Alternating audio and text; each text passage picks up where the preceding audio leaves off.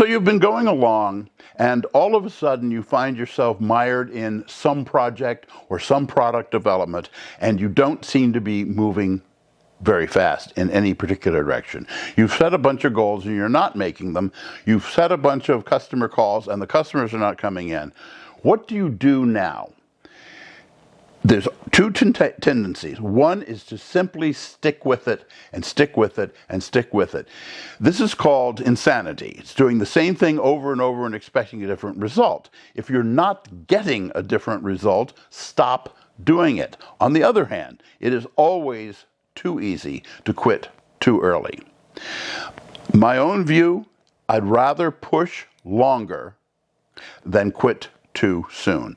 I have had it happen where we were that close to getting something to work, but we didn't know that and we quit too soon. I've also seen where we're just about to walk out the door when something broke and we got very successful. You have to be careful that you understand, are your efforts going to pay off to the best of your ability to estimate that? That's the important thing. And it's not easy. It comes with experience. The only way you learn is to do. So in today's topic, we're going to talk about when to pivot versus when to push through.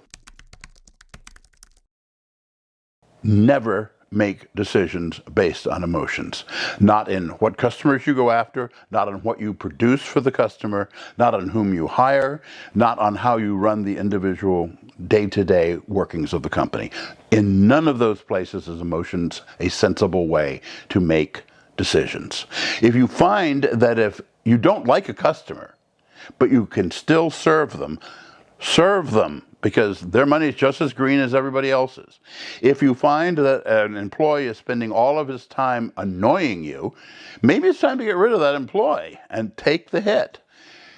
Always, always, always approach your business as rationally as you possibly can, and you will find you're much more likely to be successful than if you let your emotions run away with it. Emotions lie, data doesn't. I can give you a very good example. I have seen over and over again people who approach their business with pure emotional things. Somebody criticizes them, they storm out. Somebody says, I don't like this, and they stop doing business with them. Those are fatal to your business. You have to evaluate your performance. Where am I going and how am I getting there? And evaluating your performance is straightforward. You have set these goals. Are you making the goals? Not just the longer term ones, but the shorter term ones. And when you have made those goals, are you accomplishing what you thought you would be accomplishing? Are you bringing in new customers? Are you satisfying the customers you have? Are the customers you have paying you more money? Make sure you understand where you are going, because that's the only way you're ever going to get there. I want to share with you something that I've been working on for a long time that is very important to me, and that is a Discord channel for business. On it, there will be a lot of free information, but also access to me. So you can have the ability to ask me questions, and I can respond to your particular problems and difficulties, and also help you get started. I'm really looking forward to being able to interact with you individually on there. I look forward to seeing everybody on there, and I will be waiting for you. Now, let's get back to our video. If numbers are flat and nothing seems to be moving the needle at all, that's a red flag, and you need to pay immediate attention to that. That doesn't mean you dedicate everything in the company to it, but it does mean that that's a red flag and you have to turn your mind to it. The most important way to understand what a customer likes and doesn't like about you and your business is to ask them. So many people hypothesize about what the customer's thinking, what the customer wants, what the customer needs. The best thing you can possibly do is ask them. This does two things. First of all, it finds out real information because they know what they want most of the time. Second of all, it shows them you care about what they think and about how your company interacts with theirs. That's more important perhaps than anything else, knowing that you care. Feedback is critically important, and the more people you get feedback from, and the more patterns you see in that feedback, the better the information you've acquired.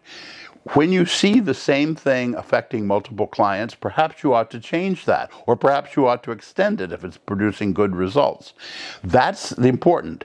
One customer, that may be an anomaly. 4 customers, 5 customers, 6 customers, and you've got a pattern on your hands. It may be a pattern for good, it may be a pattern for bad. If it's a pattern for good, keep pursuing it. If it's a pattern for bad, find out why these customers don't like what you're doing or don't like what the product is doing, and change. One of the biggest mistakes that a company will make is they've been selling a product and it's been successful, and now all of a sudden it's not popular. Why is that? It may be just a temporary slowdown, but more likely it's that the market has changed. There's a competitor out there that is selling better than you are. You need to evaluate why your sales have slowed down and do what you need to improve them again. One of the reasons why I am such a strong advocate of the minimum viable product is the fact that it gets you out in front of the market to see what the market wants and what the market does not want as cheaply and as quickly as possible, so that you can change your direction faster. If you go ahead and develop a product all the way through and nobody wants it, you've wasted an awful lot of money. If you take the minimum product that people will buy and you find they don't want it, it may be because it's what they don't want. If they are buying it, maybe then you start expanding it, making it better, improving it. There are certainly products that the only way to test the market is to get them out there and sell them. When the first iPhone came out, there was no iPhone to compare it with. There was nothing like the iPhone to compare it with, and Apple was gambling. A very successful gamble, I might point out, based on a lot of experience from earlier products. That is for you to decide at the time, what kind of feedback can the market give me, and what customers are going to give me that feedback.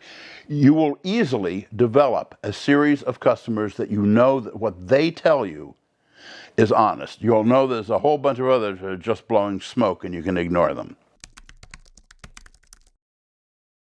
Look carefully at your payoff for what you're doing, what you're putting in terms of both the development costs and the sales costs of a company, and also your time and other people's time. If you're putting in an awful lot of effort and you're not getting anything out of it, whether it's salesmen or engineers or your own, change what you are doing. If, on the other hand, you have found something that people really like and it's paying off very quickly, it's getting new customers, it's getting old customers to pay more, follow those and pay careful attention to which situation you're in.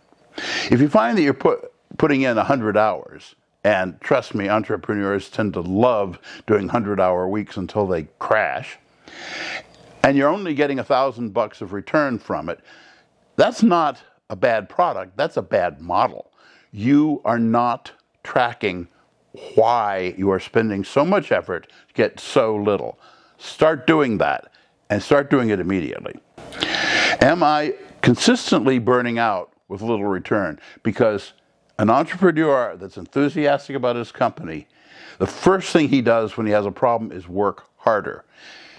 It's a trite thing to say, but he should be working smarter. And by smarter, I mean be more targeted directly to what the customer who's got the checkbook is going to pay him. Have I tried refining the system that's bringing product to market? The delivery method that's bringing the product to market, the feedback system from the customer through sales back to engineering.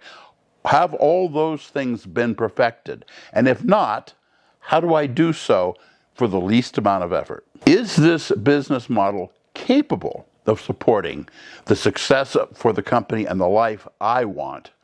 Or is it simply a pipe dream? If the answer is no, if this isn't going to support the lifestyle I want and the company that I want, it's time to change, and change quickly and change soon.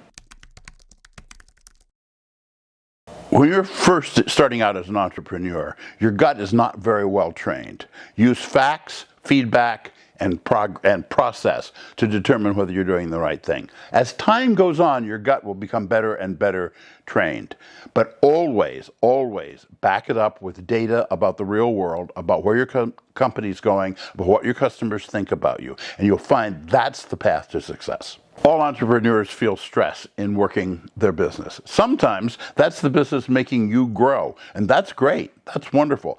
Sometimes it's your business cutting away at your gut, literally, and making you worn out. Be very careful you know which of those two it is. If your gut says pivot and the numbers support that, it's probably time to pivot. If you have a process in place and your gut says push, and you begin to see results from that pushing, keep going. It comes with experiences, Dave, because sometimes you could feel like, oh, this is not working, but it might be out of fear. Or it may just be you haven't given enough time. And that's certainly true. I have certainly seen the situation where a new young entrepreneur tries to follow his gut, but his gut is trained on whatever he was doing before he became an entrepreneur, and it's often not appropriate. But an entrepreneur who's been in the business for a few years, who's got a few wounds on him and a few Band-Aids various places, he'll start to understand what works and what doesn't, and he'll be able to react quickly. This is the same thing with driving. When you first start out driving, you're staring at everything around you and you're in an absolute panic that you're going to do something wrong. You drive for a couple of years and so forth, and you don't even think about it when you're driving. Sometimes you black out while you drive. Sometimes I have gone hundreds of miles and not even known that I passed any distance. Yeah. Same thing with running. I've noticed all of those things. That's learning. And learning is what happens in business, so that you can do things that look awfully complicated without even thinking about them.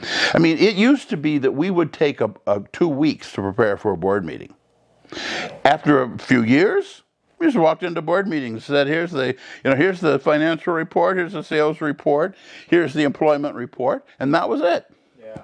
And it wasn't that we were suddenly smarter, it's that we were suddenly more experienced. You've done it so many times. We've done it so many times that we knew what to look for. We knew what crap not to pay attention to.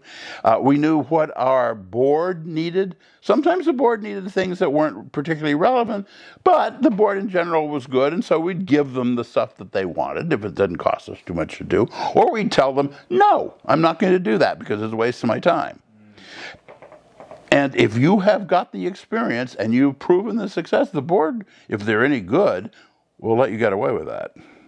They can force you to pull out data, dude? The board can force you to do anything, including, of course, fire you. But too many young entrepreneurs think that the board wants to run your company. If you've got a good board, they don't want to run your company. They've probably got their own company to run, or they're spending too much time in the Bahamas. And let them do that. Their job is to help you accomplish your goals. Your job is not to help them accomplish theirs. They've already got their goals. Pursue yours and make sure you have a good board that'll help you achieve it. The best entrepreneurs are those not that never change, but that know when to change, and that change based on real data from the market, from the customer base, from the employee base. Those are the companies that will be successful. Nobody can predict the future perfectly. Only if you can predict the future perfectly are you going to have plans that will never need to change. So, meanwhile, back in the real world, you will have to change. Just make sure you have the right data coming in and you know when to change.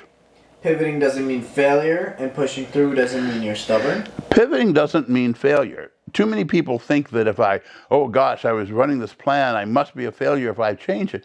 No, you're not. You're just gathering information. Don't worry about it. Likewise, pushing through doesn't mean you're pig-headed and stubborn. Well, if it does, you shouldn't be doing it. But it usually means I'm determined, and I think I've got a good plan, and I believe I've got evidence for that, and I'm going to keep pursuing it for a bit more. Pushing through does not mean you're stubborn. It doesn't mean you're stupid either. It means that you have confidence in what you're doing.